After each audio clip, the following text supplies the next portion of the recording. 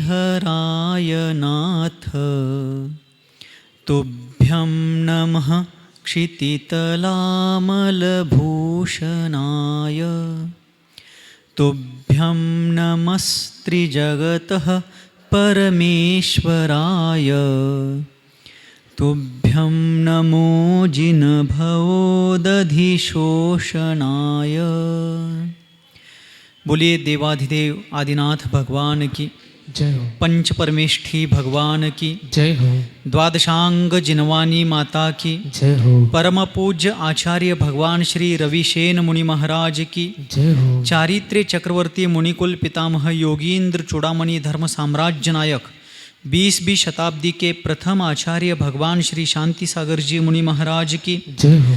दीक्षा गुरु शांतमूर्ति वात्सल्य रत्नाकर गुरुवर आचार्य भगवान श्री सन्मति सागर जी मुनि महाराज की जय हो। परम पूज्य आचार्य भगवान श्री विद्यासागर जी मुनि महाराज की जय हो। परम पूज्य आचार्य भगवान श्री वर्धमान सागर जी मुनि महाराज की जय हो। अहिंसा परमो धर्म की जय हो। जय बोलो आगम चक्रवर्ती आचार्य भगवान विद्यासागर जी महामुनि राज की, आचार्य संघ की जयकारा गुरुदेव का। नमस्ते। हम सभी लोग उस भूमि के वासी हैं जिस भूमि पर महान महान आचार्य ऋषि संत हुए, अरहंत हुए, तीर्थंकर और केवली हुए, जिनकी तपस्या के कारण यह भारतीय वसुधा संपूर्ण विश्व में विश्व गुरु के रूप में प्रसिद्ध हुई।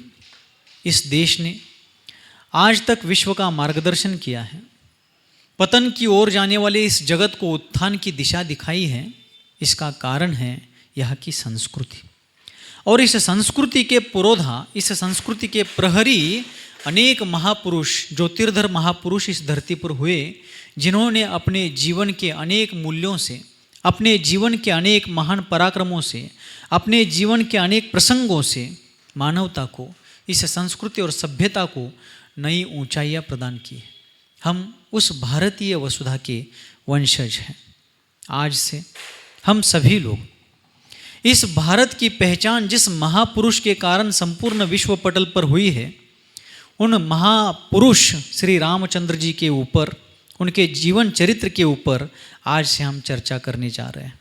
उनका चरित्र मानव जाति को एक प्रेरणा देने वाला, अंधियारे में खोने वाले इस जीवन को प्रकाश प्रदान करने वाला और उन्नति की ओर ले जाने वाला ऐसा रामचंद्र जी का जीवन है। भारतीय इस संस्कृति में भगवान वृषभदेव से लेकर भगवान महावीर स्वामी तक 24 तीर्थंकर हुए। उन 24 तीर्थंकरों में से 20वें तीर्थंकर हुए भगवान मुनिसुव्रत। कौन से? आवाज स्पष्ट आ रही है ना? 20वें तीर्थंकर मुनिसुव्रत नाथ हुए। उनके शासनकाल में मुनिसुव्रत तीर्थंकर के निर्वाण गमन के बाद, उनके मोक्ष कल्याणक के अर्थात के जन्म के पहले रामचंद्र जी का जन्म हुआ। अर्थात मतलब यह हुआ कि मुनिसुव्रतनाथ तीर्थंकर के बाद और नमीनाथ तीर्थंकर के पहले, 20वें तीर्थंकर के बाद और 21वें तीर्थंकर के पहले रामचंद्र जी का जन्म और निर्वाण, ये दोनों घटनाएं हुई। लेकिन रामचंद्र जी का जन्म और निर्वाण, इसके बीच में उनका जो जीवन है वह एक अलौकिक जीवन है। उनके जीवन की अनेक घटनाएं मानव जाति को आत्म कल्याण की प्रेरणा देती हैं। ऐसे उन रामचंद्र जी के जीवन के बारे में हम सभी लोग उनकी चर्चा करेंगे। भारतवर्ष में अनेक प्रकार की रामायणें प्रसिद्ध हैं। जैन रामायण की दृष्टि से देखा जाए तो महाकवि स्वयंभू देव द्वारा विरचित अपभ्रंश प्राकृत भाषा में उन्होंने एक पौमचर्य नाम का चरित्र लिखा, क्योंकि रामचंद्र जी का चरित्र जो है वह अनेक भाषाओं में अनेक विद्वानों के द्वारा लिखा गया, लेकिन स्वयंभू देव ने अपभ्रंश प्राकृत भाषा में चरित्र लिखा पौमचर्य। रामचंद्र जी का एक और नाम था पद्म। क्या नाम था? पद्म। आज सिर्फ अपन पीठिका बनाएंगे, प्रस्तावना बनाएंगे, रामचंद्र जी के जीवन चरित्र के संबंध में प्रारंभिक जानकारी लेकर के फिर आगे बढ़ते जाएंगे। तो रामचंद्र जी का एक नाम था पद्म, उनके माता पिता के द्वारा रखा गया नाम था पद्म। किंतु रामचंद्र जैन इतिहास में जो 63 शलाका पुरुष हुए, उन 63 शलाका पुरुषों में 24 तीर्थंकर आते हैं, 12 चक्रवर्ती आते हैं। 24 और 12 कितने हो गए? 36 हो गए। 9 नारायण, 9 प्रतिनारायण और 9 बलभद्र, ये 27 हो गए। 9 त्रिक 27, 36 और 27 कितने हो गए? 63। कितने? 63। हिंदी में 63 को 63 बोलते हैं। क्या बोलते हैं? हिंदी में 63 को 63 भी बोलते हैं। और 63 का मराठी अर्थ बहुत विचित्र होता है। 63 यानी बहुत कषायला व्यक्ति, तिरछी चाल चलने वाला। भाषा बदली तो भाव बदलता है। उसी प्रकार पद्म शब्द को प्राकृत अपभ्रंश में पौम भी बोलते हैं। जैसे अपन संस्कृत, प्राकृत, संस्कृत, हिंदी, मराठी में पद्म बोलते हैं। पद्म का अर्थ कमल भी होता है। तो उसी पद्म को प्राकृत अपभ्रंश भाषा में पौम बोलते हैं, पौमचर्यो। तो स्वयंभूदेव द्वारा, महाकवि स्वयंभूदेव द्वारा पौमचर्य लिखा गया। उसी प्रकार उत्तर पुराण में गुणभद्र आचार्य देव ने भी संक्षेप में रामायण की चर्चा की है। और भी रामचरित्र नाम से ग्रंथ जैन रामायण में प्रसिद्ध है। ऐसे और भी ग्रंथ लिखे गए। साथ साथ वैदिक संप्रदाय में महाकवि तुलसीदास के द्वारा रामचरितमानस नाम का ग्रंथ भी प्रसिद्ध है, जिसकी चर्चा उत्तर भारत में ज़्यादातर होती है। और भी अनेक प्रकार के रामायण लिखे गए। बौद्ध संप्रदाय में भी जातक कद्रु वंदना सूत्र नाम से रामायण प्रसिद्ध हैं। ऐसे अनेक भाषाओं में, अनेक संप्रदायों में रामायण की चर्चा की गई। और भारत में ही नहीं, इंडोनेशिया, जावा में, सुमात्रा में, ऐसे और भी बाली में, अनेक अन्य देशों में भी रामायण की चर्चा होती है। रामायण से आदर्श लिए जाते हैं। ऐसे महापुरुष रामचंद्र इसी धरती पर हुए और उनके कारण इस भारत को एक कीर्ति प्राप्त हो गई। एक राष्ट्रभक्ति पर गीत में भारत की महिमा क्या है ये गाते हुए किसी कवि ने लिखा है कि वे कहते हैं, चंदन है इस देश की धरती। समझा लगले ना? हिंदी समझा लगले सर्वांना? चंदन है इस देश की धरती, गली गली हर ग्राम है, तपोभूमि हर ग्राम है। चंदन है इस देश की धरती, तपोभूमि हर ग्राम है, हर बाला देवी की मूरत। इस देश की धरती, इस देश की माटी चंदन के समान शीतल है। भव संताप को, मानसिक संताप को दूर करने में समर्थ है। ऐसे इस देश की धरती, इस देश की माटी है। और तपोभूमि हर ग्राम है। इस देश का हर गांव, हर अंचल साधकों के द्वारा, तपस्वियों के द्वारा आराधना को प्राप्त है। चंदन है इस देश की माटी, तपोभूमि हर ग्राम है, हर बाला देवी की मूरत। यहाँ की छोटी छोटी बच्चियाँ भी मानो देवी की मूर्तियाँ हैं। चंदन है इस देश की माटी, तपोभूमि हर ग्राम है, हर बाला देवी की मूरत। बच्चा बच्चा राम है, हर बाला देवी की मूरत, बच्चा बच्चा राम है। यहाँ के छोटे छोटे बच्चों में भी राम का दर्शन किया जाता है। ऐसे आदर्श लोग इस धरती पर हुए, इस देश में हुए। ऐसा रामचंद्र जी का जीवन संपूर्ण भारतवर्ष के लिए आदर्श है। रामचंद्र जी का जन्म मुनि सूरतनाथ तीर्थंकर के काल में हुआ, जिसकी चर्चा अपन ने अभी की। और उनका जन्म अयोध्या नगरी में हुआ, जहाँ पर भगवान वृषभदेव का जन्म हुआ।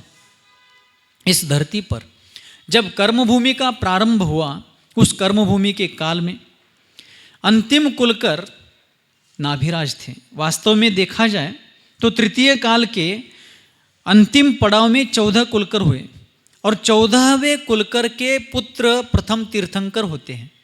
सर्वांना समझा लगले? 14वें कुलकर के पुत्र प्रथम तीर्थंकर होते हैं।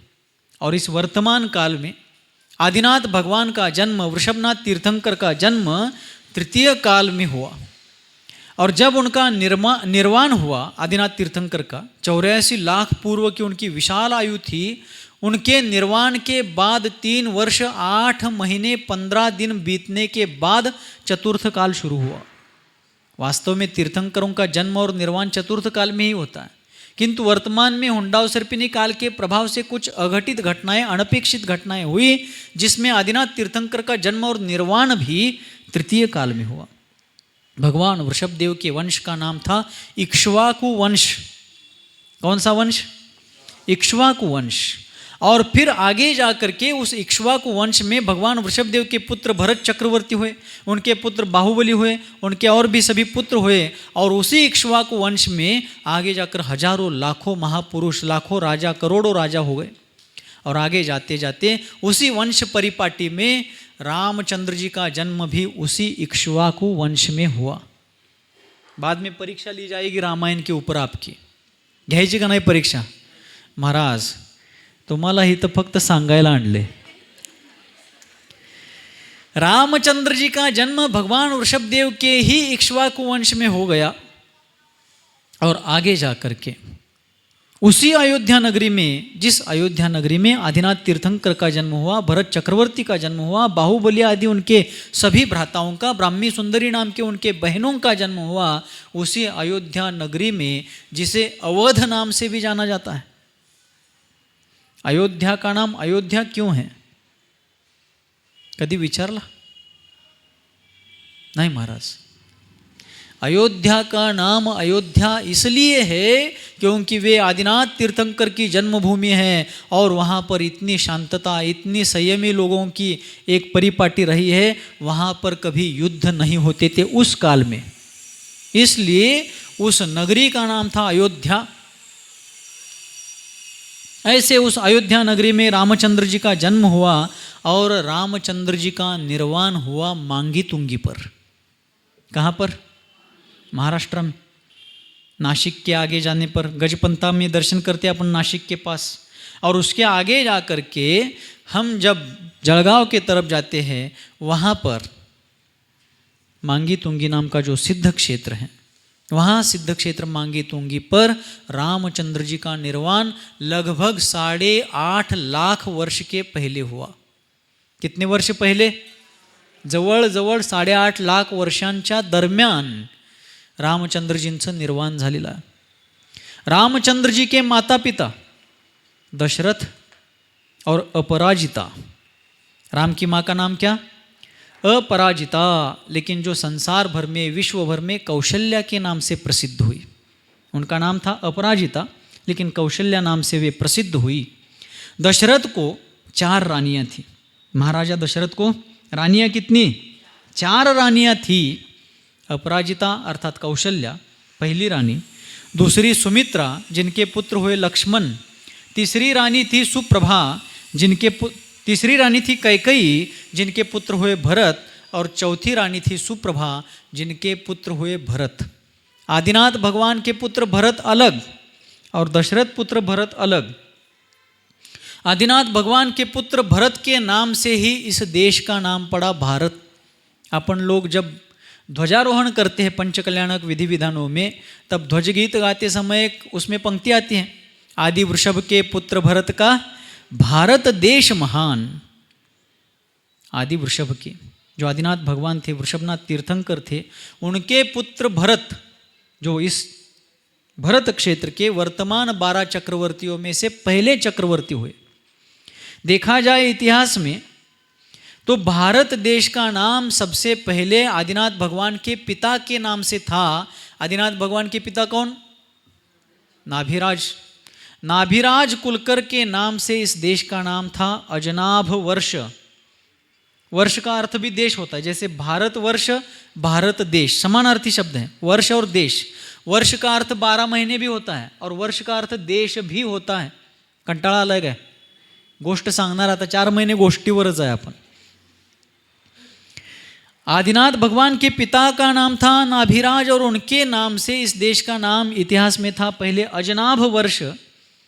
बाद में उनके पोते अर्थात आदिनाथ भगवान के पुत्र भरत चक्रवर्ती, उनके नाम से इस देश का नाम पड़ा भारत। आगे जाकर के अभी कुछ शताब्दियों के पहले पश्चिमी आक्रांताओं ने भारत के पश्चिम में खड़े रहकर जब भारत की ओर देखा, तब उनको भारत की सीमा पर लगी हुई सिंधु नदी से सिंधु घाटी दिखी। तो सिंध के उस पार हिंद, जहाँ हिंदू रहते और हिंदुओं का स्थान हिंदुस्तान, ऐसा करके इस देश का नाम हिंदुस्तान पड़ गया। लेकिन भारत का प्राचीन नाम भारत ही है। इस देश का प्राचीन नाम क्या है? भारत। भारतीय संविधान में भी इस देश का नाम भारत रूप से ही प्रसिद्ध है। हिंदुस्तान और इंडिया ये नाम विदेशी लोगों के द्वारा दिए गए हैं। अपने देश का नाम भारत। आदि वृषभ के पुत्र भरत का भारत देश महान। तो फिर आप भारतीय हैं क्या इंडियन हैं? क्या? खरं सांगा, शेजाऱ्यांची शपथ आहे तुम्हाला. आप भारतीय क्या इंडियन? भारतीय. आदि वृषभ के पुत्र भरत का भारत देश महान. तो आदिनाथ भगवान के पुत्र भरत चक्रवर्ती अलग थे और आगे जाकर के दशरथ पुत्र भरत अलग हो गए. और जब महाराजा दशरथ को 4 रानियों के द्वारा 4 पुत्रों की प्राप्ति हुई, कौशल्या के राम, सुमित्रा के लक्ष्मण, कैकेयी के भरत और सुप्रभा के शत्रुघ्न, ऐसे 4 पुत्र हो गए. रामचंद्र जी की आयु 17,000 वर्ष की थी. रामाचं आयुष्य किती होतं? वही पेन आणलाय काय महाराज? आम्ही सगळे एक पाठी आहे. एकदा ऐकलो की आयुष्यभर कधी विसरत ನೀ ಯಾನ್ಯಾನ ಮಾತಾಡಿದೆಯೇ ನಾ ಎಲ್ಲ ಇಲ್ಲಿ ಬರ್ದಿಟ್ಟಿದ್ದೇನೆ. ಯಾವಾಗ ವೇಳೆ ಬಂದು ಹೋत ನಾ 10 ಮಾತಾಡ್ದು ಬಿಡಂಗಿಲ್ಲ ನಿಂಗೆ. ते सगळं लक्षात राहते आपले. आकी यानं माताडदाळ, येली माताडदाळ, हे लक्षात राहणार काय आपल्या? उद्या विचारणार आहे मी, माझ्या लक्षात राहिलं तर. रामचंद्र जी की आयु 17,000 वर्ष की थी और ऊंचाई शरीर की 16 धनुष. एक धनुष यानी 4 हात और 1 हात यानी 1.5 फीट, म्हणजे किती? 96 फुटाची उंची. फुटामध्ये सांगायचं झालं तर पहले के महापुरुष बहुत ऊंचे शरीर वाले थे, बहुत बलवान थे, सामर्थ्यशाली थे. अवसरपिनी काल होने के कारण इस काल के लोगों की बल, बुद्धि, ऊंचाई इत्यादि सुख आदि सभी चीज़ें कम कम होते जाते हैं. आदिनाथ भगवान की ऊंचाई 500 धनुष थी. बाहुबली भगवान की ऊंचाई 525 धनुष थी. फिर धीरे धीरे घटते घटते महावीर स्वामी की ऊंचाई, 24वें तीर्थंकर की ऊंचाई 7 हाथ की थी. कितने हाथ की? मतलब 1.25 धनुष. आदिनाथ भगवान की ऊंचाई 500 धनुष की थी और महावीर भगवान की ऊंचाई 2 धनुष भी नहीं थी, 2.25 धनुष. 4 हाथ का एक धनुष. 1 हाथ म्हणजे 1.5 फूट. इकडं लक्ष, इधर ध्यान दीजिए. 1 हाथ यानी कितना? 1.5 फीट. और 4 हाथ का एक धनुष म्हणजे किती झालं? 4 1.5 6. 6 फुटांचा एक धनुष्य.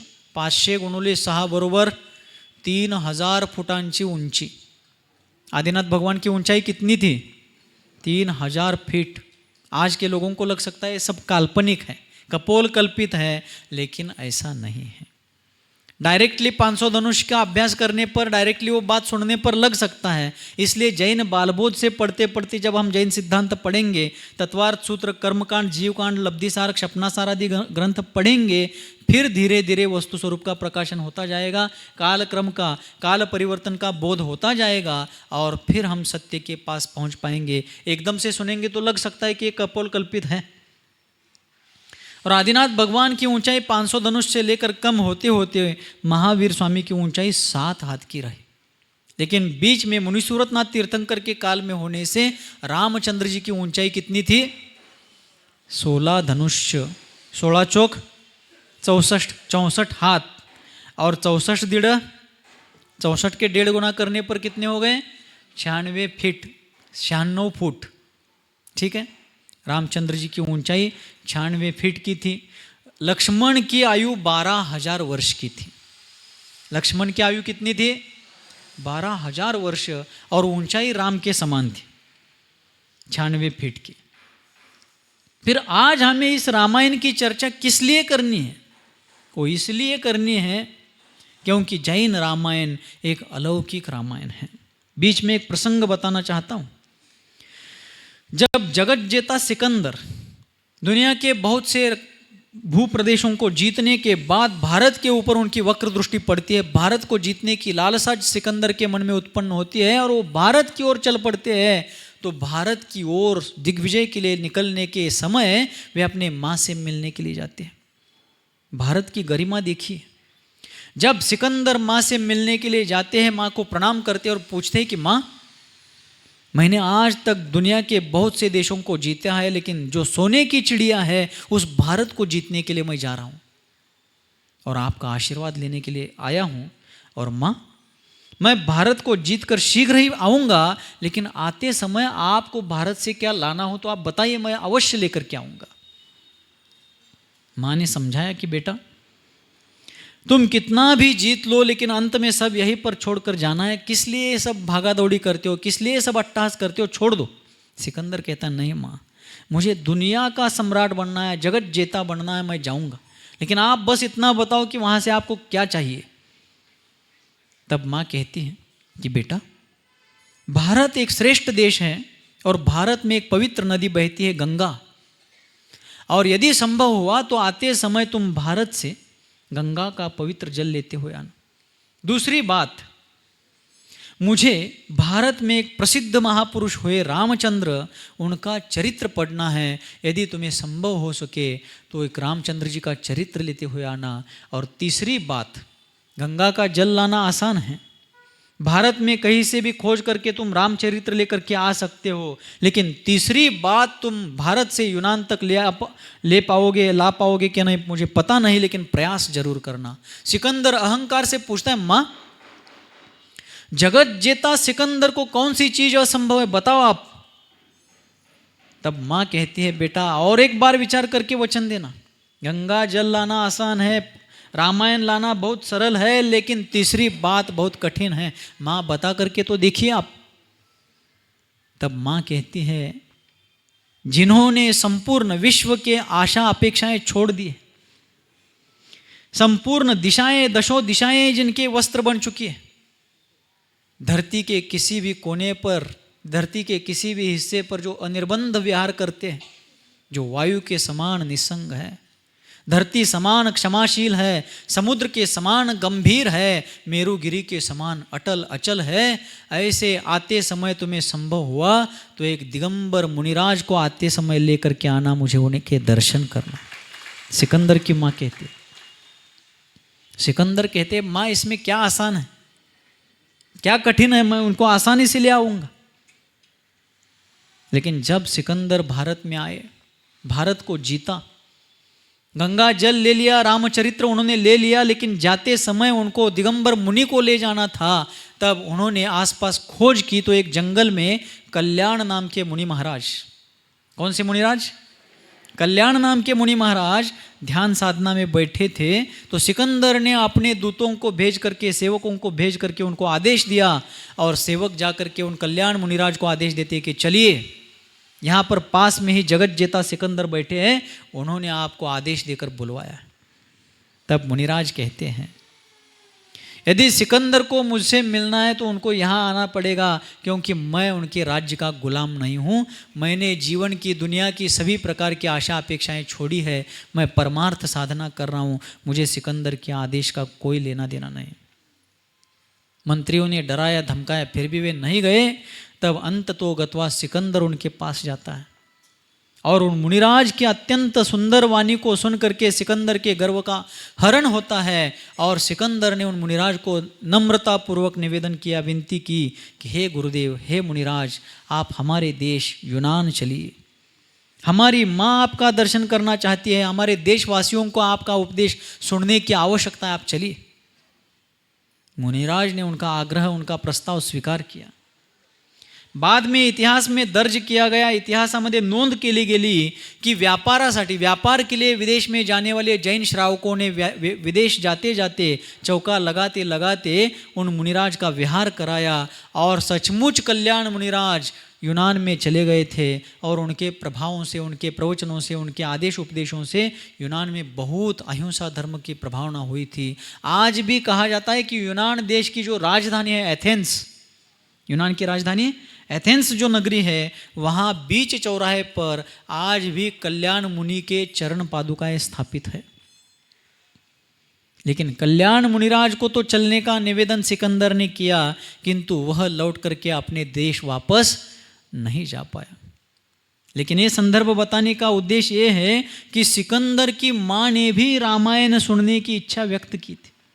अपनी माँ के लिए सिकंदर ने भारत से रामायण, रामचरित्र उपलब्ध करा करके भेज दिया था। ऐसा यह चरित्र, तो आज हम ये चरित्र सुने, इसकी आवश्यकता क्या है, कशासाठी ऐकायचे, टाइमपास, घरात लाईट गेले, टी व्ही चालू होईना म्हणून आलाय, किस लिए सुनना है रामचंद्र जी का चरित्र? उसके प्रमुख 2 उद्देश्य होने चाहिए।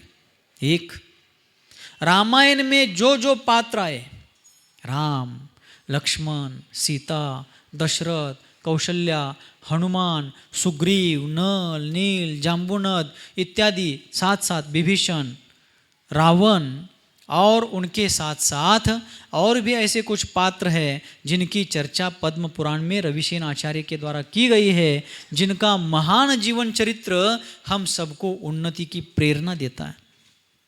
उनके आदर्श हमारे जीवन को संकटों से बाहर आने के लिए दीपस्तंभ का काम करते हैं। उनके जीवन की जो धार्मिक श्रद्धा थी, आज इस कली काल में अंधश्रद्धा और अधर्म की ओर जाने वाले मानव को सत्यार्थ धर्म की ओर आने के लिए एक महान स्रोत है। कशासाठी? महापुरुषांचं चरित्र ऐकायचं। आपल्या मराठी साहित्यकारांनी 2 ओळी सांगितल्या त्याच्यासाठी। थोर महात्मे वाहून गेले, काय सांगितलं? तुमच्याकडे होऊन गेले? थोर महात्मे होऊन गेले, चरित्र त्यांचे पहा जरा। थोर महात्मे, थोर महान महापुरुष हो गए, उनके चरित्र को थोड़ा देख लीजिए, ऐसा इसमें कहने का आशय है। थोर महात्मे होऊन गेले, चरित्र त्यांचे पहा जरा, त्यांनी आमच्या समान व्हावे, हाच सापडे बोध खरा। उरपाट झालं काय नाही आणि उलटं झालं। आपण त्यांच्या समान व्हावे। कोण कोणा समान व्हावे? आपण त्यांच्या समान व्हावे। हम भी उन समान बन जाए, यही उसमें से बोध हमको प्राप्त होता है। इतिहास की तरफ देखना चाहिए। आप लोगों ने रामायण देखी है, देखिए कहाँ पर? दूरदर्शन पर। पहले दूरदर्शन चैनल भारत में बहुत प्रसिद्ध था, और जब हम लोग बचपन में थे तब दूरदर्शन पर रामायण प्रसिद्ध होती थी, रामानंद सागर कृत रामायण। अभी लॉकडाउन में भी उसको दिखाया गया लोगों की मांग पर, ऐसा हमने सुना है। रामानंद सागर कृत रामायण को दिखाया गया वैदिक रामायण के आधार पर, उसमें से भी बहुत से प्रसंग अच्छे दिखाए गए, लेकिन जैन रामायण में और उस रामायण में कुछ मौलिक अंतर है, कुछ महत्वपूर्ण बदलाव है। सत्य के धरातल पर खड़ा यह जैन रामायण, सर्वज्ञ देव के द्वारा प्रतिपादित यह जैन रामायण आज हमें समझने की आवश्यकता है। और सिर्फ हमें नहीं समझना है, अपने अगली पिढीयों को विरासत के रूप में, वारशाच्या रूपामध्ये हे रामायण आम्ही दिलं पाहिजे। विरासत के रूप में अगले पीढ़ियों को ये सौंपना चाहिए। ऐसा आदर्श जीवन चरित्र रामचंद्र जी का है, लेकिन कुछ मौलिक अंतर उस रामायण में और इस रामायण में, आज उसको थोड़ा सा संक्षेप में समझते हैं और फिर रामचरित्र की ओर अपन आगे बढ़ते हैं। वैदिक रामायण में बताया गया कि हनुमान वानर वंशी थे, और जैन रामायण में भी बताया गया कि हनुमान वानर वंशी थे। लेकिन दोनों कथनों में एक फर्क ये है कि जैन रामायण कहता है कि हनुमान के वंश का नाम वानर वंश था, और वैदिक रामायण कहता है कि हनुमान के वंश का नाम वानर वंश होने के साथ साथ हनुमान आदि सभी उस वंश के लोग वानर जैसे थे। वानर म्हणजे माकड़, बंदर। तो प्रश्न ये उपस्थित होता है, कंटाळा आलाय काय? आला तरी आता कोणाला सांगायचं असं झाले? वैदिक रामायण में टीवी पर आपने देखा कि हनुमान का मुख बंदर जैसा है, उनको पूंछ म्हणजे शेपूट आलेली आहे। आप लोग, हम लोग, अपन सभी लोग अपने आसपास देखते हैं कि जब बंदर आते हैं, माकडं येतात की तुमच्याकडे येतात काय? येतात। कसली? काळी पण आणि गोरी पण, दोनों प्रकार के बंदर आते हैं, काले मुख वाले और लाल मुख वाले। दोनों में से कोई भी बंदर आए, लेकिन उसमें और 2 फर्क हैं लिंग भेद की अपेक्षा से, नर और मादी, नर और मादा। लेकिन लिंग भेद की अपेक्षा से फर्क छोड़ा जाए तो बाकी फिजिकल स्ट्रक्चर, शारीरिक संरचना दोनों की लगभग समान होती है। तो हम यहाँ पर बंदरों को देखते हैं, उसमें जो नर बंदर है उसको ही पूंछ होती है और मादा को नहीं होती है। ऐसा होता है क्या? नर माकडालाच तेवढं शेपूट आहे, त्याचं तोंड माकडासारखं आहे, आणि मादी जे माकड आहे त्याला शेपूट नाही आहे आणि त्याचं तोंड माणसासारखं आहे, असं आहे?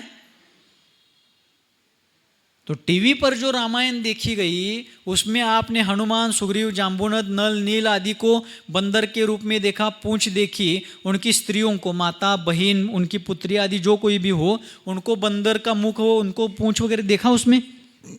तो क्यों नहीं उसमें ऐसा? कभी विचार किया हमने? नहीं किया। सत्य को जानने का प्रयास करना चाहिए। जैन रामायण कहता है, पद्म पुराण कहता है कि हनुमान के वंश का नाम वानर वंश था। उसका कारण है, क्या कारण है? कि हनुमान के वंश में एक पूर्वज राजा हुए और उनको बंदर नाम का प्राणी, बंदर नाम का पशु बहुत प्रिय था, इसलिए उन्होंने अपनी राज ध्वजा के ऊपर बंदर का चिन्ह लगवाया। जैसे अपने देश का ध्वज है तिरंगा, तिरंगे के ऊपर बीचों बीच अशोक चक्र का चिन्ह है। और भी अनेक देशों के अपने अपने ध्वज है, फ्लैग है, उसके ऊपर उन्होंने अपने अपने चिन्ह लगवाए हैं। उसी प्रकार उनके वंश के राजा ने बंदर का चिन्ह राजवंश के रूप में लगाया। उनके मुकुटों के ऊपर बंदर का चिन्ह था। उन्होंने अपने राजकीय उद्यान में बंदर नाम के प्राणियों को पाला था, उनका पोषण किया था। इसलिए इस घटना के कारण उनके वंश का नाम पड़ा वानर वंश। इसका मतलब वो लोग ही वानर थे ऐसा नाही आहे। आपल्याकडं पण लोकांच्या आडनावाला काहीतरी टोपण नावं असतात की, असतात का नाही? अमुक पाटील कंसात सुरगोंडा, कंसात तानगोंडा, पालगोंडा, यमान्ना, असे टोपण असतात। पाटील पुढे सगळे टोपण आडनावं असतात। कुंभोजला गेला तर तिकडे लंबो आहे कंसात। कौरवों के वंश का नाम कुरुवंश या कौरव क्यों पड़ा? क्योंकि उनके वंश में एक पूर्वज राजा हुए कुरु, जो कुरु के वंशज वे कौरव, पांडु के पुत्र वे पांडव। इस प्रकार वंशों के नाम पड़ते गए, कुछ घटना के कारण या प्रभावशाली पुरुषों के कारण। रावण वगैरह राक्षस थे क्या? तो उस टीवी पर आपने देखा अशोक वाटिका में वो सीता के आसपास पहरा रखने के लिए जो राक्षसिनियाँ वहाँ पर पहरा देती थी, उनके एक दांत बाहर आया है, दो दांत बाहर आए, सिर में सींग उगाए हैं, आंखें अत्यंत विकृत है, चेहरा अत्यंत विचित्र है, ऐसा सब उसमें दिखाया गया है। रावण को राक्षस कहा गया, ऐसा है? नहीं। रावण के वंश का नाम राक्षस वंश था। उसका एक कारण है कि राक्षस नाम का एक प्रभावशाली राजा रावण के पहले उस वंश में हुआ था, और उस राक्षस नाम के राजा के कारण ही उनके वंश का नाम पड़ गया राक्षस वंश। कळा लागले? कंटाळा आलाय? और बहुत से प्रसंग है। ये तो डिफरेंस जानेंगे हम समय समय पर, लेकिन उनका अत्यंत प्रेरणास्पद, उन महापुरुषों के जीवन चरित्र में आए हुए चढ़ाव उतार के प्रसंग, संकट और आनंद के प्रसंग, और अपमान और मान के प्रसंग, राजमहल में रहने का और वनवास में जाने का प्रसंग, इन सभी प्रसंगों को हम जानेंगे। उन सभी प्रसंगों में भी उन्होंने किस प्रकार धर्म पुरुषार्थ किया। वनवास में रहते हुए भी रामचंद्र ने किस प्रकार न्याय का कार्य किया, अन्यायग्रस्तों का अन्याय दूर किया, अन्याय करने वालों को दंडित किया। इन सभी प्रसंगों को देखते हुए इस पद्म पुराण नाम के ग्रंथ में हमें भारत की प्राचीन संस्कृति, भारतीय सभ्यता, भारत का इतिहास, भारत का भूगोल, खगोल, राजनीति, धर्मनीति, अध्यात्म नीति और जीवन के अनेक महान मूल्यों को समझने का प्रसंग आएगा। इसमें अर्थ पुरुषार्थ, रामचंद्र जी के जीवन के चारों पुरुषार्थ देखने को मिलेंगे। उन्होंने अपने जीवन में धर्म पुरुषार्थ किस प्रकार किया, उन्होंने धर्म करते हुए अर्थ पुरुषार्थ यानी राज्य संचलन किया, उन्होंने धर्म करते हुए ही काम पुरुषार्थ अर्थात अपने वैवाहिक जीवन में, दंपति जीवन में प्रवेश किया। उन्होंने धर्म करते करते अंत में राज्य संचलन के बाद संपूर्ण संन्यास को धारण करके निर्ग्रंथ दिगंबर जैनेश्वरी भगवती मुनि दीक्षा लेकर के घोर तपश्चरण के द्वारा आठों कर्मों का क्रमशः क्षय करके मांगी तुंगी से निर्वाण को भी प्राप्त करके मोक्ष पुरुषार्थ किस प्रकार किया। राम और लक्ष्मण दोनों भ्राताओं का आपस में प्रेम कैसा था। भरत ने राम के अनुपस्थिति में अयोध्या का राज्य किया, लेकिन कितने वैराग्यपूर्वक किया।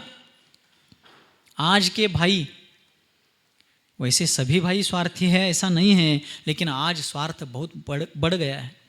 अपने मराठी में एक कहावत है, हमारे आचार्य महाराज सन्मती सागर आचार्य देव हमेशा वो कहावत कहते थे, शेत सारं पड आणि शिवसाठी रड.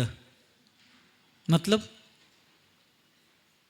आत सगळं शेत मोकळं पडलंय, पण तुझा दगड इकडं सरलाय, तुझा बांध तिकडं झालाय, ह्यो खांब तिथं का रावलास, त्यो खांब तिथं का रावलास. याच्यासाठी एक एक इंच जमीन के लिए आज भाई भाई के जान लेने के लिए तुला है.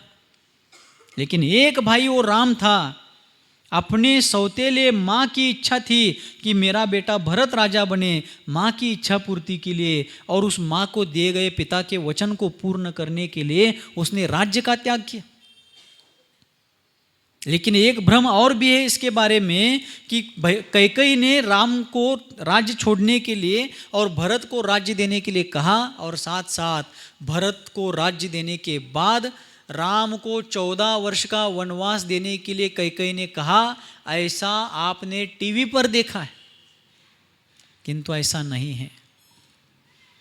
राम को जन्म भले ही कौशल्या ने दिया है, लेकिन कौशल्या से भी ज़्यादा प्रेम राम के ऊपर कैकेयी करती थी. भरत को जन्म कैकेयी ने दिया है, लेकिन कौशल्या ने राम से भी ज़्यादा प्रेम भरत के ऊपर किया. उस परिवार में सौतेलापन का दुर्व्यवहार, सावत्रपणाचा वाईट व्यवहार त्या परिवारामध्ये अजिबात नव्हता. हमें सीखना है. आज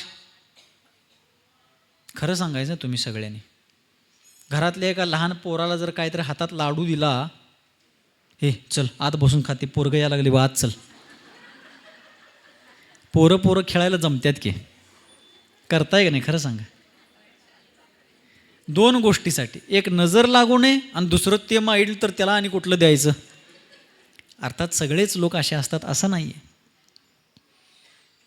लेकिन राम को अपने माता की इच्छा जब पता चली, तब राम ने हंसते हंसते उस राज्य का त्याग करके भरत के लिए राज्य दिया. क्योंकि माँ की इच्छा पूर्ति ना कर सके और पिता के वचनों को संभाल ना सके, वो पुत्र कैसा, ये सोच करके राम ने उनके लिए राज्याभिषेक की घोषणा हुई थी, फिर भी उस राज्य का त्याग किया. लेकिन वनवास के लिए क्यों गए? कैकेयी ने कहा इसलिए गए? नहीं, टीवी पर तो यही दिखाया गया.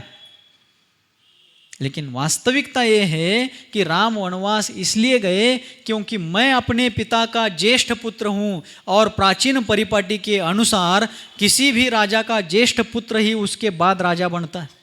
और हमारे पिताश्री ने, महाराज दशरथ ने संपूर्ण अयोध्या के साम्राज्य में मेरा पुत्र राम ही इस राज्य का राजा बनेगा ऐसी घोषणा की है. लेकिन अब ये प्रसंग आया है, अब भरत राजा बनने वाला है, और भरत राजा बनने के बाद भी मैं घर में यदि रहूँगा तो मेरा भाई राजा तो बनेगा, लेकिन जनता, मेरी अयोध्या की प्रजा मेरे को राजा मान चुकी है. वो भरत को आसन पर बैठा हुआ राजा मानेगी, मेरे भाई को आसन मिलेगा लेकिन आदर नहीं मिलेगा. मैं यदि यहाँ पर रहता हूँ तो भरत राजा बन करके भी आसन पर बैठेगा लेकिन आदर प्राप्त नहीं कर सकेगा. इसलिए मेरे यहाँ रहने से मेरे भाई के सम्मान में, राजकीय सुख में यदि बाधा आती है तो मैं घर का भी त्याग करता हूँ, वनवास जाता हूँ. इसलिए रामचंद्र जी ने वनवास स्वेच्छा से स्वीकार किया है, किसी के कहने से, आदेश से, जबरदस्ती से नहीं. तो भाई के प्रति प्रेम. लक्ष्मण को किसी ने वनवास के लिए भेजा नहीं था, राम ने बुलाया नहीं था, चलो मैं अकेले कैसे रहूँगा जंगल में, तुम चलो मेरे साथ, नहीं कहा था. लेकिन जहाँ शरीर है वहीं पर उसकी परछाई, जिथं शरीर आहे तिथंच त्याची सावली. इसी प्रकार राम के साथ लक्ष्मण अपने भाई के प्रेम के प्रति समर्पित होकर के चले जाते हैं. ऐसे महान आदर्श सिद्धांतों को हम भी सीखेंगे, अपने अगली पीढ़ियों को भी विरासत के रूप में देंगे. क्योंकि आज हमारे बच्चे विद्यालयों में पढ़ने जाते हैं, क्या पढ़ते हैं? शेक्सपियर्स की स्टोरीज. जहाँ हमारे बच्चों को हमारे भारत में हो चुके महान ज्योतिर्धर महापुरुषों के जीवन चरित्र को बताना चाहिए था, वहाँ हम क्या बताते हैं? जॉनी. हां, मला एवढी एकच ओळ येते, पुढं काय आहे त्याच्यात? जॉनी यस पप्पा, एक ही पंक्ति आती है मुझे, उसकी आगे का आता नहीं है, लेकिन आज हम लोग ये पढ़ाते हैं. हमें क्या पढ़ाना चाहिए? हमें पढ़ाना चाहिए कि सीता को किसी ने वनवास भेजा नहीं था, रामचंद्र जी ने बुलाया नहीं था, फिर भी सीता अपने पति के साथ जाती है। आगे आगे ये सब देखेंगे, आज सिर्फ थोड़ा थोड़ा ट्रेलर बता रहा हूं। जब राम वनवास के लिए जाने लगते हैं उस समय 4:30 बजे थे, 15 मिनट चलेगा ना। जब राम वनवास के लिए जाने लगते हैं तब सीता दौड़ी दौड़ी आती है, भागती भागती आती है और कहने लगती है कि स्वामिन मैं भी आपके साथ वनवास चलूंगी। राम कहते हैं सीते तुम मिथिला नरेश महाराज जनक की पुत्री हो, उनके यहाँ रह करके तुम पली बड़ी, लाड़ प्यार से तुम्हारा पालन पोषण हुआ, विवाह करने के बाद तुम अयोध्या आई, महाराज दशरथ की तुम बहू बन गई, लेकिन महाराज दशरथ ने और हमारी माताओं ने तुम्हें बहू का व्यवहार कभी नहीं दिया। तुम यहाँ आकर के भी उनकी बेटी के जैसे रही हो, तुम्हें अपने जीवन में कभी कष्ट नाम की चीज मालूम नहीं है। वनवास का जीवन आसान नहीं होता, वनवास में गिरी कंदराओं से गुजरना पडेगा, डोंगर दऱ्यातून जावं लागेल, खाच खळगे लागतील, काटे कोटे लागतील, अनेक प्रकार के चढ़ाव उतार, नदी नाले लगेंगे, जंगल के हिंस्र पशु आएंगे, ऐसे अनेकों घोर प्रसंग आने के बाद तुम उसको सहन नहीं कर पाओगी, तुम मत आओ। आज की सीता होती तो क्या कहती बताओ? जी स्वामिन आप सही कह रहे हैं, मैं घर में रहती हूँ या अपने मायके चली जाती हूँ, आप आने के बाद मुझे मिस कॉल कीजिए, मैं आ जाऊंगी। आज की सीता। वैसे आज लोग अपने बेटी का नाम सीता रखते ही नहीं, क्यों? नम मगळग मती आली वनवासा पालदा देसर ब्याड़, हमारे बेटी को और कहीं वनवास ना लग जाए, इसलिए आज लोग शायद सीता नाम रखना ही नहीं चाहते अपनी बच्चियों का। लेकिन जब रामचंद्र जी ने कहा कि सीते तुम मत आओ, क्योंकि जंगल में कांटों से कंकरों से गुजरना पड़ेगा, अनेक प्रकार के संकटों से जाना पड़ेगा, तब सीता कहती है अग्रतस्ते गमिष्यामि मृदनं तृणकंटकान। हे स्वामिन जब आपके जीवन में संकट के प्रसंग आएंगे, सुख के भी प्रसंग आएंगे और दुख के भी प्रसंग आएंगे, जब आपके जीवन में हे स्वामिन सुखद प्रसंग आएंगे तो जनक कन्या ये सीता आपके पीछे पीछे चलेगी, और जब आपके मार्ग में कांटे कंकर आएंगे तो जनक पुत्री सीता आपके आगे चल करके अपने पल्लू में आपल्या पदरामध्ये आपके मार्ग के कांटे इकट्ठा करते हुए आपके मार्ग को निष्कंटक करते हुए आपके आगे आगे चलेगी, क्योंकि यह जनक की बेटी सीता है, यह आदर्श सीता ने रखा। आज होता है क्या ऐसे? 23 मार्च 2020 को कोरोना के कारण लॉकडाउन लागू हुआ। क्या लागू हुआ? इकडं लागला होता काय? कोरोना इकडं आला होता काय? धाडस बघा की त्याचं, सांगलीला यायचं म्हणजे चेष्टा है वे। और फिर उस समय हम लोग राजस्थान में थे। 2019 में हमारा चातुर्मास जयपुर में हुआ, और चातुर्मास के बाद जयपुर में ही प्रवास चल रहा था अनेक मंदिरों में। 450 मंदिर है जयपुर में। कितने मंदिर? 450 बड़े बड़े मंदिर। बाहर से देखने पर 10 बाय 10 की दीवार दिखेंगी, लेकिन भीतर जाने पर आधा आधा एकड़ के मंदिर है, अर्धा एकर, पौन एकर, एक एक एकरची जागा मंदिरांची।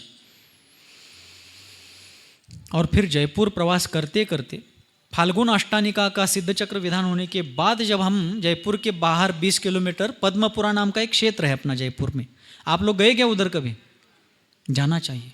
क्या मंदिर बनाए हमारे पूर्वजों ने, कैसे दिव्य भव्य मंदिर, क्या भगवान है, क्या क्षेत्र है। जैनों का प्राचीन गौरवशाली इतिहास देखना हो तो राजस्थान और इधर कर्नाटक में मूडबिद्री, कारकल, इस तरफ के मंदिर क्या किया है। श्रवण बेलगोला और आसपास के परिसर, महाराष्ट्र में भी इतिहास में रहा होगा, लेकिन आजकल ज़्यादा देखने में नहीं आता। एलोरा में एक देखने को मिलता है, अजिंठा वेरूळ। तो इस प्रकार जब हम पद्मपुरा में थे, लॉकडाउन लागू हुआ था, और उस समय अंदर के लोग अंदर, बाहर के लोग बाहर। तब जयपुर के लोगों ने वहाँ पर चौके लगाए थे, लगभग 3.25 महीने हम लोग वहाँ पर थे। दोपहर में स्वाध्याय चलता था और चौके के लोग वहाँ आकर बैठते थे, कषाय कैसे होते इसकी चर्चा चल रही थी। उसी समय चौके वालों में से एक सज्जन की बेटी BA LLB की हुई थी, वकालत कर रही थी, और अपने सीनियर वकील के साथ प्रैक्टिस कर रही थी। तो उस कषाय के प्रकरण की चर्चा में उन वकील साहिबा ने बताया कि महाराज लॉकडाउन के कुछ महीने पहले हमारे ज्येष्ठ वकील साहब के पास एक डिवोर्स की केस, तलाक की केस, सोडचिठ्ठी, घटस्फोट, दोन्हीकडचे आईबाप मिळून घट स्थापन करतात, ही दोघं मिळून त्याचा स्फोट करून टाकतात. बहुतेक त्यालाच घटस्फोट म्हणत असावेत, असं असेल कदाचित. आता मला काय त्यातलं माहीत नाही, खरं अंदाज.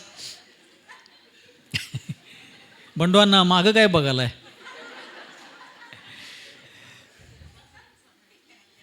फिर उन वकील साहिबानी उस चर्चा में बताया कि महाराज हमारे ज्येष्ठ वकील साहब के पास डिवोर्स की एक केस आई थी और उसमें केस लेकर आने वाली पत्नी थी और विवाह को 2.5-3 महीने बस हुए थे. लग्नाला किती महिने झाले होते? फक्त 2.5-3 महीने.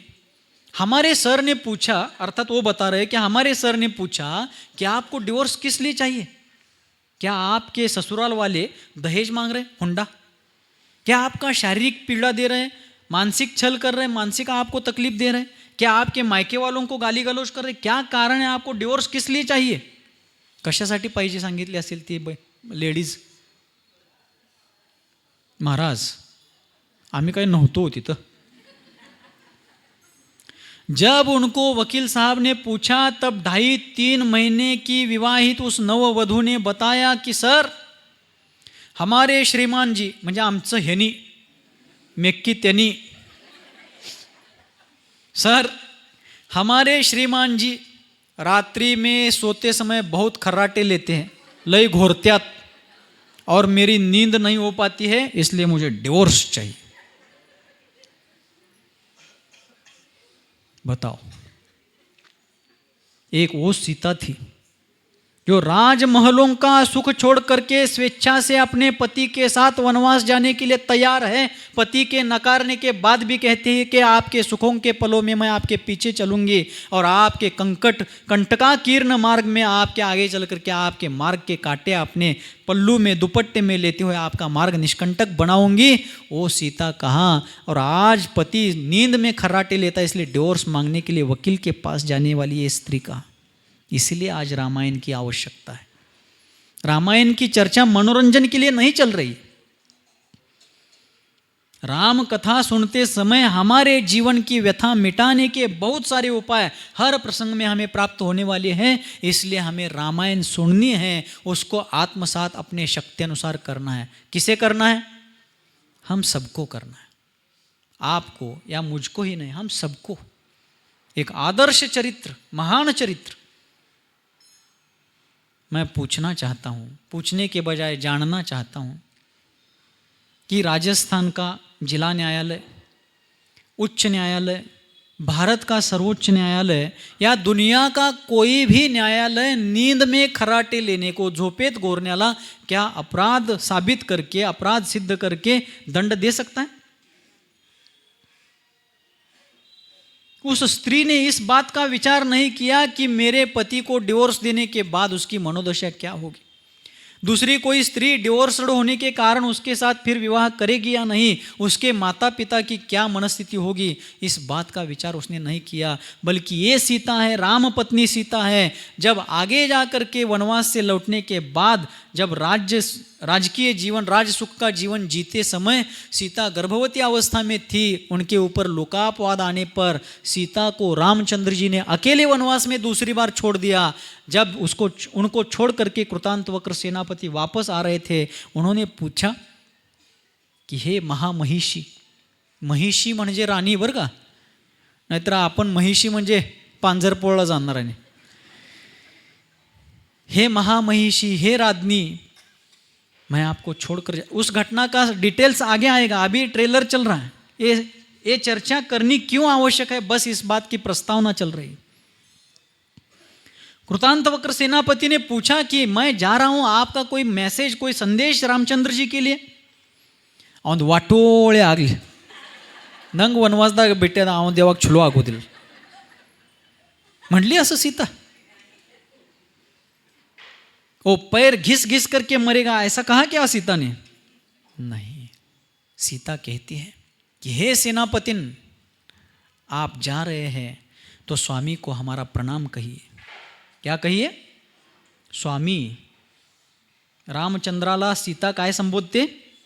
स्वामी. आजच्या बायका नावं घेतात. सचिन,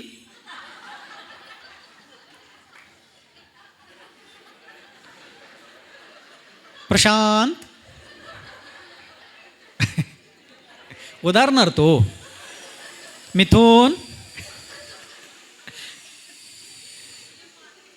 हा बरोबर आहे ना, पटलंय त्यासनी. सीता अपने पति को पुकारते समय कहती है स्वामिन, राजन. तो सेनापति के द्वारा संदेश देते समय सीता संदेश देती है कि हे सेनापतिन, स्वामी को हमारा प्रणाम कहिए और उनसे कहिए कि अज्ञानी लोगों ने लिए हुए अपवाद के कारण आज उन्होंने मुझे छोड़ा. कोई बात नहीं, कोई ज़्यादा नुकसान नहीं होगा, लेकिन कल जाकर कोई अज्ञानी मिथ्या दृष्टि व्यक्ति वीतराग भगवान के द्वारा कहे गए जिन धर्म पर अपवाद लेगा तो आपने मुझे छोड़ा, वैसे जैन धर्म मत छोड़िए, आपका कल्याण होगा. और मुझे छोड़ा है कोई बात नहीं, लेकिन आप घर में रहकर राम राज्य कीजिए, आनंद से रहिए, मुझे छोड़ने का कोई खेद खिन्न भाव मन में मत आने दीजिए. वो सीता कहा. आज रामायण की चर्चा इसलिए करने, आज हम सुनते हैं, जानकारी मिलती है, सुनने मिलता है कि बड़ी बड़ी मेट्रो सिटीज़ में, पुणे, मुंबई, बेंगलोर, गुड़गांव, दिल्ली, नोएडा इत्यादि बड़े बड़े मेट्रो सिटीज़ में 1.5-2 महीनों की शादी भी आज टूट रही है. महीने 2 महीने हुई नहीं कि तलाक. क्यों? आज पढ़ाई ज़्यादा हो गई, बड़ी बड़ी डिग्रियां हैं, जानकारी ज़्यादा आ गई लोगों के पास, लेकिन जानकारी ज़्यादा होने के बाद भी समझदारी कम होती जा रही है. आपसी कोऑर्डिनेशन कम होता जा रहा है, आपसी कॉम्बिनेशन कम होता जा रहा है. घर में कलर कॉम्बिनेशन कर रहे दीवारों को, लेकिन विचारों का कॉम्बिनेशन नहीं है. कुंडलियां मिलाने का काम कर रहे हैं, लेकिन एक मेक के माइंड सेटिंग का कोई काम नहीं चल रहा है. माइंड वाइब्रेशन होना चाहिए, एक मेक के वैचारिक तरंग एक मेक से जुड़ने चाहिए, तभी जीवन प्रापंचिक हो या पारमार्थिक हो, तभी वह सहज जीवन के रूप में यशस्वी हो सकता है, सफल हो सकता है. कंटाळा आलाय काय? रामायण की आवश्यकता इसलिए राम कथा पर चर्चा करनी है. और फिर जब रामचंद्र जी वनवास गए, वनवास जाने के बाद रामचंद्र जी दंडक अरण्य में रहते समय, वो प्रसंग भी आगे बताऊंगा, लेकिन आज संक्षेप में, जंगल में रहते समय रामचंद्र जी मिट्टी के बर्तन बना करके सीता को देते थे. सीता एक कुटिया में रह करके वहाँ पर सब रसोई का काम करती थी. लक्ष्मण जंगल से फल फूल आदि भोजन की रॉ मटेरियल्स, जो कच्ची सामग्री थी, लक्ष्मण लेकर के आते थे. ऐसा उनका आनंदमय जीवन चलता था. अन्य समय में प्रभु का स्मरण, तत्व चर्चा करते हुए, ध्यान सामायिक करते हुए उनका जीवन बीतता था. एक दिन राम उस कुटिया के बाहर दंडक वन में मिट्टी के बर्तन तैयार कर रहे थे. मिट्टी के कीचड़ को इकट्ठा करके बर्तन तैयार कर रहे थे. उसी समय आकाश मार्ग से सुगुप्ती और गुप्ती नाम के 2 मुनिराज मुद्रा लेकर के आहार के लिए उसी दिशा में आ रहे थे. पास के एक नगर में उन्होंने विधि देखी, लेकिन विधि नहीं मिली. अंत में जंगल में देखेंगे नहीं तो आज अंतराय कर लेंगे, अलाभ परिचय सहन करेंगे, सोच करके वे दोनों मुनिराज मुद्रा लेकर के उस जंगल में आ रहे थे. उसी समय राम के हाथ कीचड़ से भरे हुए थे. हिंदी कळा लागले ना स्पष्ट सगळ्यांना? कोणी आहे का असं महाराज कळना? सगळ्यांना समजायला लागले. मध्ये मध्ये मी मराठीत पण सांगतोयच, कुठं अवघड विषय असेल तिथं. और तब वो मुनिराज सामने दिखते ही रामचंद्र जी ने सीता को आवाज दी, सीता आज अपना परम भाग्य उदय में आया है. इस जंगल में रहते हुए अयोध्या में हमने बहुत बार सत्पात्र दान किया है. जंगल में आज हमें निर्घ्रंथ मुनियों के कर कमलों के ऊपर आहार दान देने का भाग्य मिलने वाला है. क्या तैयारी हुई है? सीता कहते हैं जी स्वामिन, पूरी तैयारी है, आप पड़घान कीजिए. रामचंद्र जी को हाथ धोने का भी अवसर नहीं मिला. कीचड़ से भरे हुए कच्चे कलश को लेकर के, भो स्वामिन नमोस्तु नमोस्तु नमोस्तु, अत्र अत्र तिष्ठ तिष्ठ, तिथं असताना जो पड़घान विधि हमें पता होनी चाहिए. अत्र शब्द का अर्थ है यहाँ, तिष्ठ शब्द का अर्थ है रुकिए. अत्र अत्र यानी यहाँ यहाँ आइए, और तिष्ठ तिष्ठ यानी रुकिए। लेकिन कब कहना है? एक फरलांग दूर रहते समय नहीं, पास में आने के बाद। तो दूर रहते समय मुनि को क्या कहना चाहिए? भो स्वामी नमोस्तु नमोस्तु नमोस्तु, अत्र अत्र आगच्छ आगच्छ। आगच्छ का मतलब आइए आइए, अत्र अत्र आगच्छ आगच्छ यानी यहाँ आइए, हमारे यहाँ आइए। बहुत से लोगों को मालूम नहीं होता है, वो कहते हैं अत्र अत्र गच्छ गच्छ। गच्छ का अर्थ है जाओ जाओ, इदमती येल ताप माड़कोण होगरे। कहने का उद्देश्य वैसा नहीं होता है, लेकिन संस्कृत भाषा का बोध नहीं होने से अत्र अत्र गच्छ गच्छ, गच्छ गच्छ नहीं, दूर से ही दिखने के बाद भो स्वामी नमोस्तु नमोस्तु नमोस्तु, अत्र अत्र आगच्छ आगच्छ, और 8-10 कदम पर आने पर भो स्वामी नमोस्तु नमोस्तु नमोस्तु, अत्र अत्र आगच्छ आगच्छ, तिष्ठ तिष्ठ। रामचंद्र जी ने पड़घान किया और मुनिराज को विधि मिल गई, क्योंकि उनकी विधि थी, योगायोग ऐसा था। उन गुप्ती और सुगुप्ती मुनिराज की विधि ही यही थी कि कीचड़ से भरे हुए हाथ में जो कलश लेकर खड़ा रहेगा उसके यहाँ आहार करूँगा। रामचंद्र जी का पुण्य था, मुनिराज स्वयं चल करके आए। पुण्य काम करता है। सिर्फ पसीना बहाकर मेहनत करके सक्सेस पाने के लिए दौड़ने वाली दुनिया को पता होना चाहिए कि मेहनत से ही सफलता मिलती है। तो गन्ना तोड़ने के लिए जो मजूर आते हैं अपने यहाँ, ऊस तोड़ फड़करी, उनको भी सक्सेस अंबानी से ज़्यादा मिलनी चाहिए थी। कितनी मेहनत करते हैं, लेकिन सिर्फ मेहनत मजदूरी से सक्सेस मिलती, सफलता मिलती तो सारे दुनिया के मजदूर अंबानी से बड़े हो जाते। लेकिन मेहनत को पुण्य की साथ चाहिए होती है। रामचंद्र जी ने बहुत पुण्य किया था जन्म जन्मांतरों से। जंगल में भी, नगर में जिनको विधि नहीं मिली उनको जंगल में विधि मिली। पड़घान किया, राम लक्ष्मण सीता तीनों ने उन मुनिराज को आहार दिया। उसी समय पेड़ पर एक गिद्ध जाति का पंछी बैठा था। उसने भक्ति भाव पूर्वक मुनिराज का आहार देखा।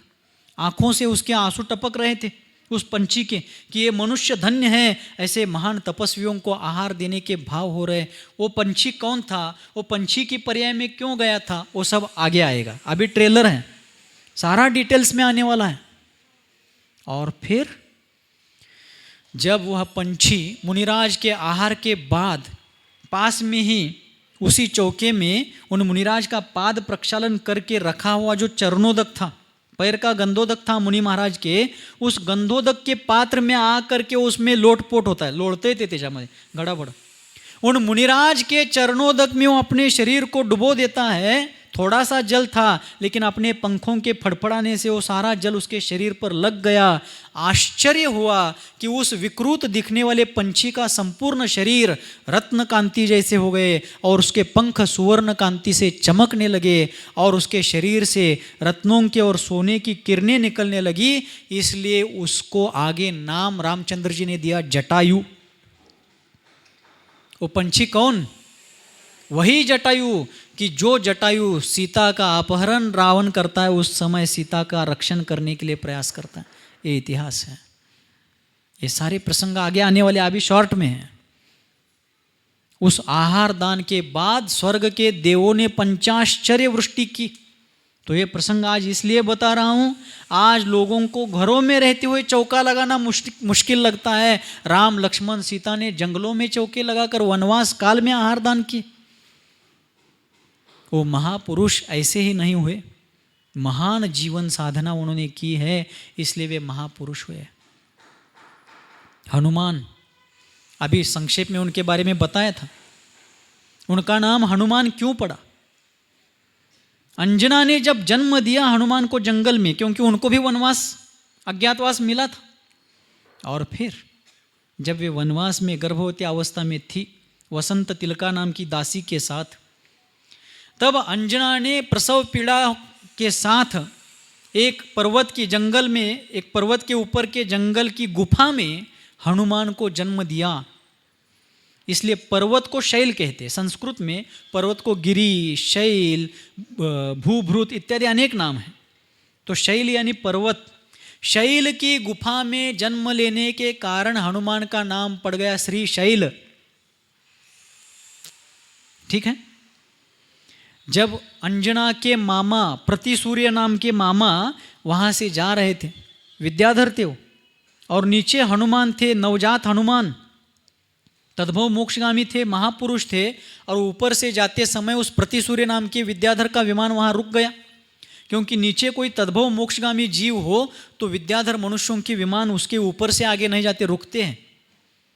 तो यहाँ कौन है ये उन्होंने जान लिया, और अपनी ही भांजी अंजना है, इस दुर्दशा को प्राप्त हुई है, उसने तद्भव मोक्षगामी को जन्म दिया है, ये सोचकर वे आनंदित हो गए अंजना को, और श्रीशैल को अपने विमान में बिठा लिया। विमान से जाते समय प्रसूति पीड़ा, वनवास की पीड़ा के कारण अंजना को नींद लग गई, डुलकी लागली, नजर हटी, दुर्घटना घटी, झोप लागली तिला, अंजना को एक झपकी लग गई। और उसी समय हनुमान खट्याळ होते थे और उन्होंने छलांग लगा दी हनुमान ने विमान से नीचे। विमान वैसे ही चला गया। थोड़ी देर बाद अंजना की नींद खुल गई, जाग कर देखती है तो मेरा बेटा कहाँ है। पहले ही वनवास की, अपमान की, पति त्यक्ता, ऐसा सब दुख भोगने वाली अंजना बहुत दुखी हुई। मामा को बताया तो विमान फिर से रिवर्स लिया गया, विमान ऊपर से जाने लगा, तो जहाँ हनुमान नीचे गिरे थे वहाँ फिर रुक गया। नीचे देखते हैं तो बहुत बड़ी विशाल पाषाण की शिला पर हनुमान ऊपर से उतनी ऊंचाई से गिरे थे, लेकिन हनुमान को तो कुछ हुआ नहीं, लेकिन वो शिला चूर चूर हो गई थी। तब हनुमान का नाम पड़ गया वज्रांग। वज्र जैसे जिनका अंग यानी शरीर था, तो वज्रांग का आज हो गया बजरंग, यह अपभ्रंश हो गया। ये इतिहास है। म्हणून आचार्य विद्यासागर जी महाराज ने एक हायकू लिखा, आणि एक 5 मिनटं चालेल ना, का भरडा भिजवायला चाललाय। आचार्य विद्यासागर जी महाराज ने एक हायकू लिखा। हायकू यानी 17 अक्षरी जापानी कविता, 3 पंक्तियाँ और 17 अक्षर, 3 ओळीमध्ये 17 अक्षरात लिहायची। पहली पंक्ति में 5 अक्षर होनी चाहिए, दूसरी में 7 और तीसरी में 5, 5 7 5 17 हो गए। पहली पंक्ति है पीछे भी देखो। पहली पंक्ति में क्या लिखा उन्होंने, पीछे भी देखो, पिछलग्गू ना बनो। दूसरी पंक्ति है पिछलग्गू ना बनो। तीसरी पंक्ति है पीछे रहोगे, या तीसरी पंक्ति का ही दूसरा पाठ भेद है पछताओगे। इसका भावार्थ क्या है, पीछे भी देखो यानी मागं वळून बघा, असं वळून बघा नव्हे, ऐसे मुड़कर देखो पीछे, ऐसा नहीं है। पीछे भी देखो यानी इतिहास में देखो। भारतीय श्रमण संस्कृति का स्वर्णिम गौरवशाली इतिहास देखो, अर्थात पीछे देखो। पिछलग्गू ना बनो। पिछलग्गू यानी उसको कन्नड़ में यदि आप लोगों को बताना हो तो वादावर गोडे वाद्यानो, काय अभ्यास हो, वादावर गोडे वाद्यानो, बंदावर गोडे बंद्यानो, ऐसा मत करो। कोई जा रहा है उसके साथ चलो, कोई आ रहा है उसके साथ आओ। वो कहाँ जा रहा है, क्यों जा रहा है, कहाँ से आ रहा है, क्यों आ रहा है, इसका विचार किए बिना जाने वाले के साथ जाना, आने वाले के साथ आना, इसका कोई मतलब नहीं है। इसी को प्रस्तुत करते हुए मराठी साहित्यकारों ने कहा, गेले सांगून ज्ञानी मानसा परास मेंढर बरी। क्या कहा उन्होंने, म्हणा महाराज तेवढं नको हो, गेले सांगून ज्ञानी मानसा परास मेंढर बरी। का म्हटलं असं त्याने, मेंढ्या यानी भेड़, भेड़ को मराठी में मेंढी बोलते हैं, ठीक है। अपने यहाँ एक सिद्ध क्षेत्र है मेंढागिरी, जिसको अपन मुक्तागिरी के नाम से जानते हैं। उसके ऊपर से मेंढा यानी भेड़ गिरी थी और नमोकार मंत्र सुनकर सदगति को गई थी, इसलिए भी उसका नाम मेंढागिरी पड़ा है। और करोड़ों मुनि वहाँ से मुक्त हुए, इसलिए मुक्तागिरी भी नाम है।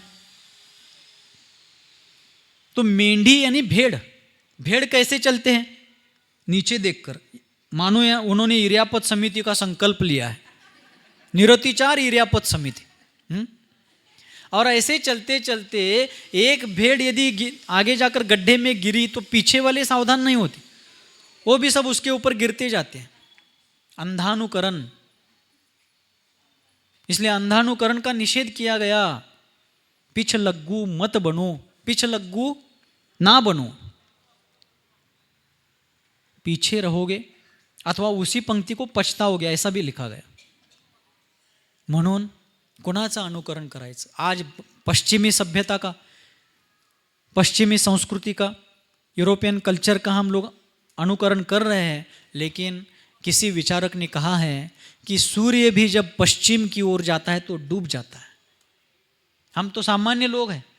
विश्व को प्रकाशित करने वाला सूर्य भी पश्चिम का अनुकरण करता है, पश्चिम की ओर आकर्षित होता है तो वो भी डूब जाता है।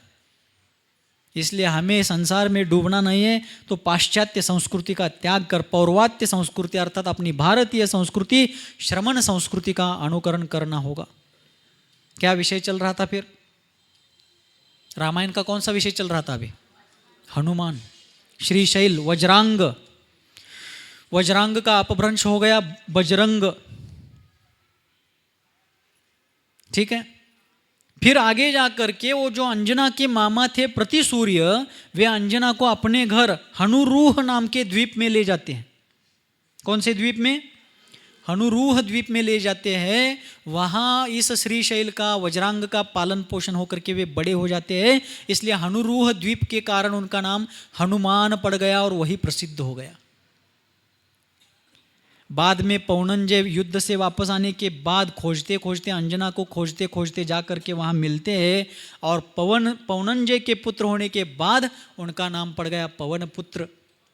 ये सारे ऐतिहासिक पहलू है, सत्य के धरातल पर खड़े रह करके हमें इनको आगम के प्रकाश में देखना चाहिए। फिर आगे जा करके आचार्य कहते हैं, जब रावण और लक्ष्मण, राम और रावण का युद्ध हुआ, रावण का वध राम ने नहीं किया है। टीवी में आपने क्या देखा? राम ने 100 बाण छोड़े, ठीक है, उसके मस्तक को भेदते गए, फिर मस्तक जुड़ते गए वगैरह वगैरह। बाद में विभीषण ने बताया कि उसकी नाभि में बाण मारो, फिर वो मर जाएगा, फिर वो मर गया वगैरह वगैरह। लेकिन ऐसा नहीं है। रावण प्रतिनारायण थे और लक्ष्मण नारायण थे। जैन सिद्धांत के अनुसार प्रतिनारायण का वध नारायण के द्वारा होता है, युद्ध के प्रसंग में ही। जैसे श्री कृष्ण के द्वारा जरासंध का वध हुआ, लक्ष्मण के द्वारा रावण का वध हुआ, ठीक है। और उसी युद्ध में रावण ने अपने बाण के माध्यम से एक शक्ति फेंक करके लक्ष्मण को मारी थी। लक्ष्मण मूर्छित होकर गिर गए, राम दुखी हो गए। तब हनुमान ने क्या किया?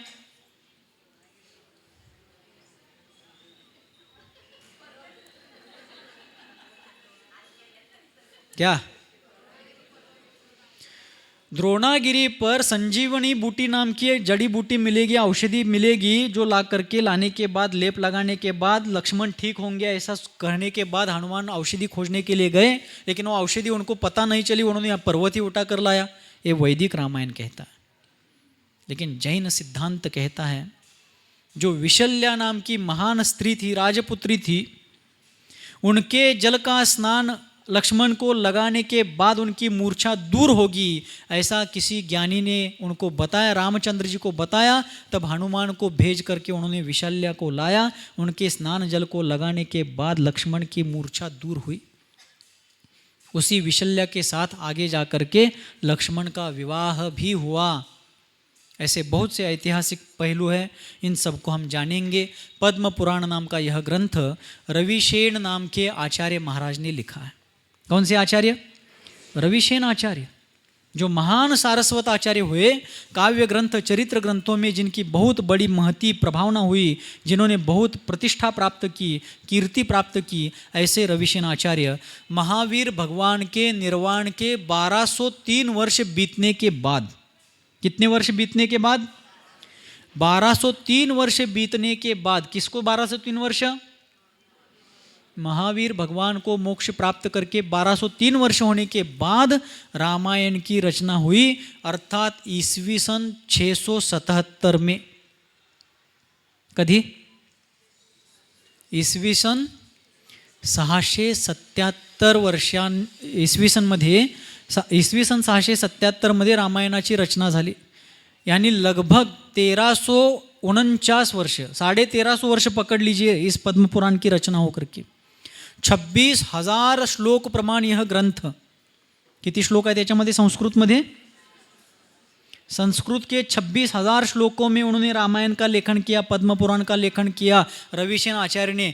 अपन को श्लोकों की रचना करना छोड़ दीजिए, उन्होंने जो रचना की है वो सिर्फ अपने डायरी में लिखना है, संस्कृत भाषा में देख करके लिखना है, कॉपी करनी है। कितने लोग लिख पाएंगे? मला तर काय होणार नाही, मी पहिला सांगून टाकतो। भावार्थ ये है कि हमारे आचार्य इतने प्रतिभाशाली थे, इतने विद्वान थे, ऐसे महान ग्रंथकार थे, ऐसे आचार्यों के द्वारा इस ग्रंथ की रचना हुई है। और गुरु परंपरा के द्वारा देखा जाए, दृष्टि से देखा जाए, गुरु परंपरा की दृष्टि से, तो सेन संघ के आचार्य थे रविसेन आचार्य। और गुरु परंपरा की दृष्टि से देखा जाए तो इंद्रसेन के शिष्य दिवाकर सेन थे। इंद्रसेन आचार्य के शिष्य दिवाकर सेन आचार्य थे। दिवाकर सेन आचार्य के शिष्य अरहत सेन नाम के आचार्य हुए। अरहत सेन आचार्य के शिष्य लक्ष्मण सेन हुए, और लक्ष्मण सेन आचार्य के शिष्य रविसेन आचार्य हुए, जो ईस्वी सन के 7वीं 8वीं शताब्दी में हुए। और ईस्वी सन 677 में उन्होंने पद्म पुराण नाम के रामचरित्र की, राम कथा की रचना की है, जो सर्वज्ञ भगवान के द्वारा कही हुई है। तो फिर उन्होंने राम कथा क्यों लिखी, राम कथा सर्वज्ञ भगवान की दिव्य ध्वनि में आई कैसे, इसकी चर्चा कल के सत्र से करेंगे। ठीक है, आज बहुत समय हुआ है, और कल से और एक सत्र शुरू होगा। 2:15 से 3 बजे तक तत्वार्थ सूत्र परमागम की वाचना होगी, कल दोपहर से। येणार का काही नाही, मग जमेल ना? पुस्तक यहाँ मिलेंगे, नोटबुक पेन भी मिलेंगे। आपको बस उपस्थित रह करके उन तत्वार्थ का अध्ययन करना है, तत्वार्थ सूत्र का विषय वस्तु क्या है, और उसके माध्यम से हमें आध्यात्मिक लाभ, भव भ्रमण से मुक्ति का उपाय किस प्रकार मिलने वाला है, इन सभी चीज़ों को समझने का प्रयास करना है। मला काही कळणार नाही असं पहिला डोक्यातनं काढून टाकायचं। हमें समझ में आएगा नहीं, ये फोबिया पहले निकालना, ये भ्रम पहले छोड़ना है, हमें समझ में आएगा। हाँ, पहली बैठक में 100% समझ में आना है, ऐसा कोई विकल्प नहीं रखना है। धीरे धीरे आता जाएगा, हळूहळू समजून येईल, नक्की समजून येईल। मी आहे की गॅरंटी माझ्या आहे। कलर गेला तर हिंदीमध्ये, मराठी, कन्नड कुठलं पाहिजे त्याच्यामध्ये आपण नक्की चर्चा करू, ते समजून घेण्याचा प्रयत्न तुम्ही करायचा आहे। सांगायला मी घट्ट आहे, मी म्हणजे सगळं गुरु परंपरेनं आलेलं आहे, गुरुदेवांच्या कृपेनंच मिळालेलं आहे, निमित्त नैमित्तिक संबंधाच्या दृष्टीनं चर्चा चाललेली आहे। पण मी विश्वास देतो आहे तुम्हाला सर्वांना ते समजणार आहे। पुरुष वर्गाने असं समजायचं काही काम नाही की ते बायकांचं काम आहे, ते महिलांचा विषय, असं काही नहीं है। जानना जानना शक्य है, जिन जिनको संभव है वे सभी लोग तत्वार्थ सूत्र को भी समझने का प्रयास करें। एक बार तत्वार्थ सूत्र पक्का हो गया, तत्वार्थ सूत्र, आलाप पद्धति और परीक्षा मुख, ये 3 ग्रंथ जिन्होंने रट लिए, पक्के कर लिए, उनके जीवन में बड़ी सी बड़ी सुनामी या बड़ा सा बड़ा धरणीकंप, भूकंप, भूचाल भी आ जाए तो भी उनकी श्रद्धा विचलित, ऐसा महान यह ग्रंथ राजों का अध्ययन है, विषय है। तो थोड़ा थोड़ा स्वाध्याय की ओर अपन आगे बढ़े, नहीं तो फिर चातुर्मास हो रहा है, आहार दिया और कभी कार्यक्रम में आए और चले गए, ऐसा नहीं करना है। धर्म लाभ अच्छी तरीके से लेकर के अपने जीवन का उद्धार करना है। किती वाजता यायचं आहे मग? जमणार काय? नाहीतर 2:15ला प्रवचन आहे, 3:30 पावणे 4ला आलो, असं करायचं। 2:15ला तत्वार्थ सूत्र चालू करून 3ला संपलं तर 3:15ला हे चालू होणार आहे। ठीक आहे, त्यामुळं अजिबात उशीर करायचं, अजिबात उशीर करणार, कधीही वेळेवर येणार, वेळेवरती या। एक काम उशिरा झालं तर पुढची सगळीच कामं उशिरा होतात। इस प्रकार हम सभी लोग इस महान राम कथा और तत्वार्थ सूत्र आदि ग्रंथों के अध्ययन के माध्यम से जीवन के उद्धार को प्राप्त करेंगे। आलाप पद्धति का अध्ययन भी जल्द ही चालू करेंगे, लेकिन उसको पूरा करने के बाद फिर यूट्यूब पर छोड़ा जाएगा। तत्वार्थ सूत्र रोज़ के रोज़, आज हुआ वो दूसरे दिन आता जाएगा, इस प्रकार करेंगे। और शाम के समय भी बच्चों के लिए, युवा वर्ग के लिए भी क्लास करेंगे, और हर प्रकार से वस्तु स्वरूप का प्रकाशन करने का प्रयास करेंगे। जिनके हृदय रूपी पद्म सरोवर से विश्वव्यापी वात्सल्य की लोक कल्याणकारिणी धर्मगंगा सर्वजन सुखाय और सर्वजन हिताय इस लोकोत्तर भावना से निरंतर और निर्व्याज रूप से बहती है। जो वर्तमान धर्मतीर्थादिनायक भगवान सन्मतिनाथ के लघुनंदन हैं, जो चारित्री चक्रवर्ती आचार्य शांति सागर जी महामुनिराज की मूल संघ आचार्य परंपरा के आभूषण स्वरूप हैं, जिनका जीवन मानवता का मानदंड और उदारता का उदाहरण है, मूलाचार ही जिनका साधन है और समय सार ही जिनका साध्य है, जो धर्मरथ के समर्थ सारथी हैं, संसार समुद्र में डूबने वालों के लिए जो अभेद्य धर्मनों का समान है, मिथ्यात्व अज्ञान के अंधकार में भटकने वालों के लिए जो रत्नत्रय के रत्नदीप है, जो धर्मरथ के समर्थ सारथी है, और मेरे जीवन के सर्वे सर्वा भाग्य विधाता है। ऐसे आचार्य सन्मति सागर जी यतिपति के त्रिभुवन सुंदर लोक पूज्य चरण कमलों में यही प्रार्थना करता हूँ कि हे गुरुदेव, सभी की मति सन्मति हो और सभी की गति पंचम गति मोक्ष गति हो। इन्हीं मंगलमय भावों के साथ बोलिए गुरुवर आचार्य भगवान श्री सन्मति सागर जी मुनि महाराज की जय हो। बोधि समाधि परिणाम शुद्धि स्वात्मोपलब्धि शिव सौख्य सिद्धि चिंतामणिं चिंतित वस्तु दाने त्वां वंदमानस्य ममास्तु देवी। नवजाप्य।